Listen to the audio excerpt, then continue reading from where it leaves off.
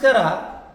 ಇವತ್ತು ಮುಖ್ಯಮಂತ್ರಿ ಸಿದ್ದರಾಮಯ್ಯವರ ರಾಜೀನಾಮೆಯನ್ನು ಕೇಳ್ತಾ ಇರುವ ಪ್ರಶ್ನೆ ನಮಗೆಲ್ಲ ಆಘಾತ ಉಂಟು ಮಾಡಿದೆ. ಯಾವುದೇ ಹಗರಣ ಮಾಡಿಲ್ಲ, ಯಾವುದೇ ಆಪಾದನೆ ಇಲ್ಲ. ಜಾತಿ ಜನಗಣತಿ ಮಾಡಿ ಹಿಂದುಳಿದ ವರ್ಗದವ್ರಿಗೆ ನ್ಯಾಯ ಕೊಡಿಸೋದು ತಪ್ಪ? ಇಡೀ ರಾಷ್ಟ್ರದಲ್ಲಿ ಕಾಂಗ್ರೆಸ್ನ ಅಹಿಂದ ನಾಯಕ ಅಂತ ಸಿದ್ದರಾಮಯ್ಯ ಒಬ್ಬರು, ಅದು ಅಹಿಂದದಿಂದ ಒಬ್ಬ ಮುಖ್ಯಮಂತ್ರಿ ಅದಾರೆ. ಅದನ್ನು ಕೂಡ ಸಹಿಸ್ಕೋಕ್ಕಾಗ್ತಾ ಇಲ್ಲ.